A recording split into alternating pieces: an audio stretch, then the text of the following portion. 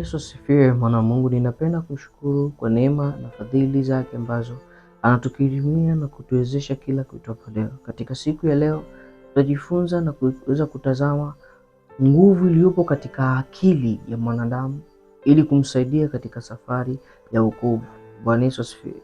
Ukisoma katika Warumi 12 mstari wa 2 unatuambia vyema kwamba wala msifuatishe namna ya dunia hii, bali mgeuzwe kwa kufanywa upya nia zenu, mpate kujua hakika mapenzi ya Mungu yaliyo mema, ya kumpendeza na ukamilifu. Bwana Yesu asifiwe. Ukisoma katika Biblia ya Kiingereza anasema renew your mind, pale kwenye nia kufanywa upya anasema renew your mind. Kwa kumbe tunapata kuona kumbe nia ni akili. Bwana Yesu asifiwe. Nia ni akili. Mwanadamu aliumbwa katika sehemu tatu. Ya kwanza ni roho, ya pili ni nafsi, na ya tatu ni mwili. Bwana Yesu asifiwe. Bwana Yesu asifiwe. Akili ipo wapi? Akili ipo kwenye nafsi. Bwana Yesu asifiwe.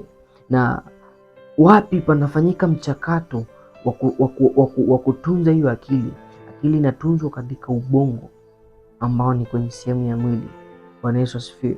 Sasa roho, Biblia inatuambia roho i radhi, lakini mwili ni dhaifu. Roho inakuwa tayari kufanya mapenzi ya Mungu, lakini mwili unakuwa na udhaifu. Sasa kitu gani kitasaidia mwili kupata nguvu ya kufanya kazi? Ni nia ambayo ipo wapi? Ipo katika nafsi yako. Huwezi kufanya kitu sahihi kama nia yako haijawa sahihi. Hauwezi ukafanya kitu ambacho kinampendeza Mungu ikiwa nia yako haijawa tayari kumpendeza Mungu. Bwana Yesu asifiwe. Haiwezekani ukafanya kitu ambacho ni vyema sana ikiwa tayari kuna namna akili zako zinachukulia mambo. Bwana Yesu asifiwe. Sasa ni lazima ujifunze hichi kitu, mpaka Biblia inatuambia kwamba ukafanywe upya. Ina maana kuna namna akili ya mwanadamu ilishazoea kuenenda, au kuna namna akili yako ilikwisha kuamini jambo fulani, kiasi ya kwamba mtu akija na wazo jipya, akija na namna mpya ya utendaji, inakuwa ni ngumu sana kuamini, inakuwa ni ngumu sana kumwelewa na kufuatisha sawasawa anavyokuambia. Kwa sababu gani? Kwa sababu moja ya namna ulivyochukulia siku zote na namna ambavyo umezoea kuenenda siku zote. Sasa nipo kukuambia kwamba ukihitaji kufanikiwa, ukihitaji hatua mpya katika maisha, hatua mpya inaanzia pindi ambapo akili yako inafanywa kwa upya. Bwana Yesu asifiwe. Twende mbele, turudi nyuma. Mwili uliumbwa ukiwa unayo limit ya muda. Bwana Yesu asifiwe. Ila roho iliumbwa ikiwa inayo umilele ndani yake, kwamba inaishi milele. Sasa kati ya mwili na roho vinashindana hapa. Kwa sababu gani? Mmoja anataka kuishi milele, lakini mwili una kipimo cha kuishi. Sasa namna gani ya kuenenda na kuchambua hivi vyote kwa pamoja? Ni kuwa na akili ambayo inatazama katika utukufu wa Mungu. Bwana Yesu asifiwe.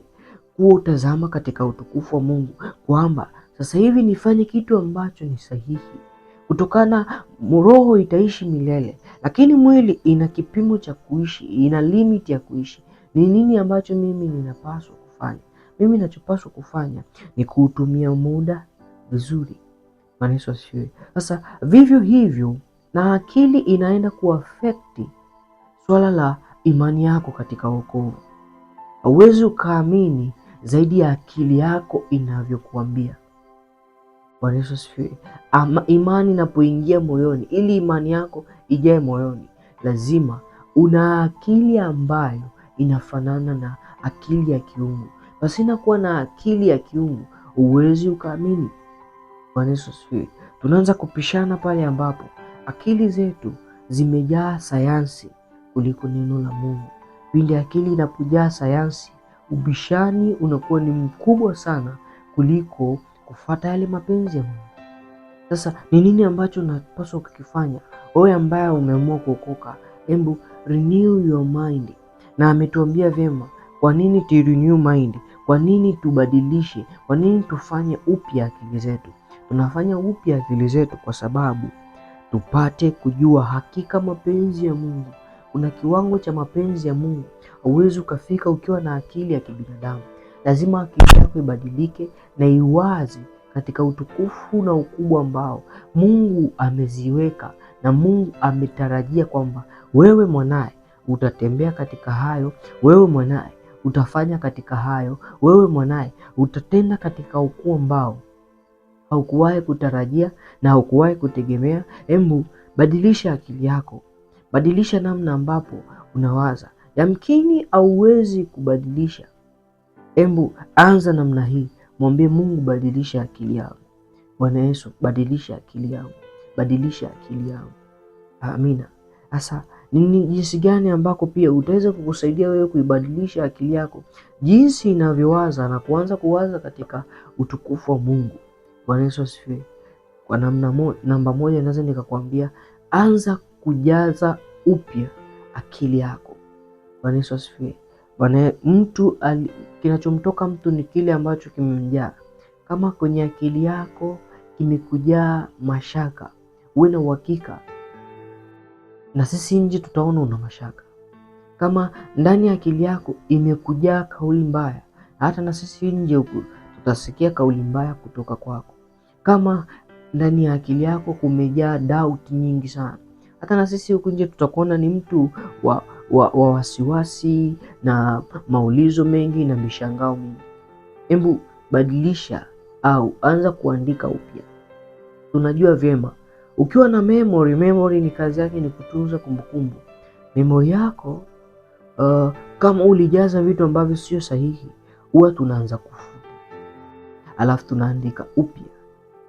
Kwa maana natuambia msifuatishe namna ya dunia hii. Kuna namna ya dunia hii inaenda kiasi ya kwamba imejaza akili zetu. Kwa hiyo tunaanza kuishi kutokana na kile kilichojazwa akili zetu. Ndio maana Mungu Yesu alipokuja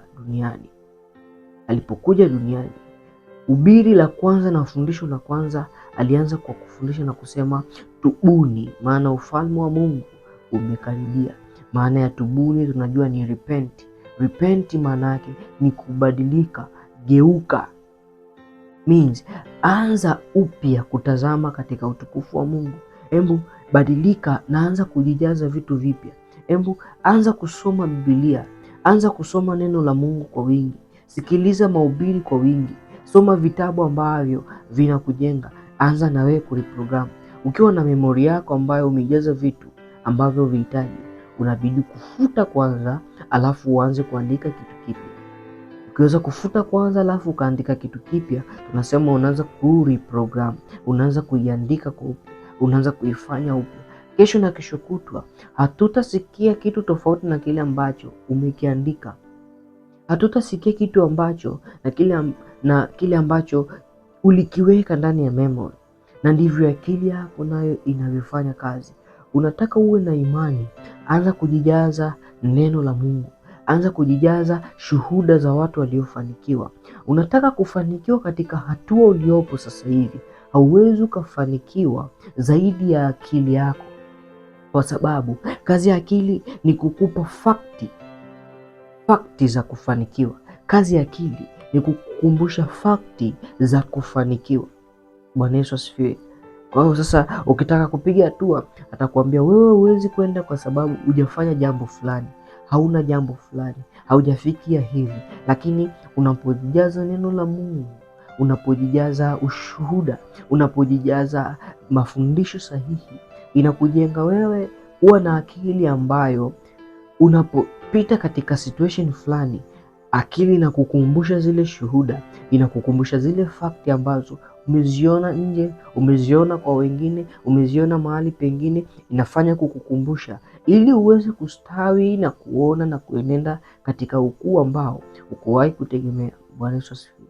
Embu linda sana akili yako. Hauwezi ukalinda moyo kama akili yako hujailinda, kwa sababu moyo inapokea kitu ambacho kimeingizwa katika akili. Kwa hiyo kama umeingiza kitu kibaya, uwe na uhakika na ndani ya moyo wako patakuwa na ubaya. Bwana Yesu asifiwe. Moyo unaanza kuumia pindi ambapo akili inawaza kitu ambacho sio sahihi. Kwa hiyo hatuanze kulinda moyo alafu tukaacha akili. Tunalinda akili, moyo utafata kile ambacho akili kimejaza. Kwa hiyo kama ndani ya akili yako umejaza neno la Mungu, umejaza tumaini, umejijazia kwamba unaweza na utafika katika viwango vya juu sana, wewe na uhakika utafika, kwa sababu yupo Mungu ambaye anakuchukua kwenye hii hatua uliyopo sasa, anakupeleka katika hatua ya juu zaidi.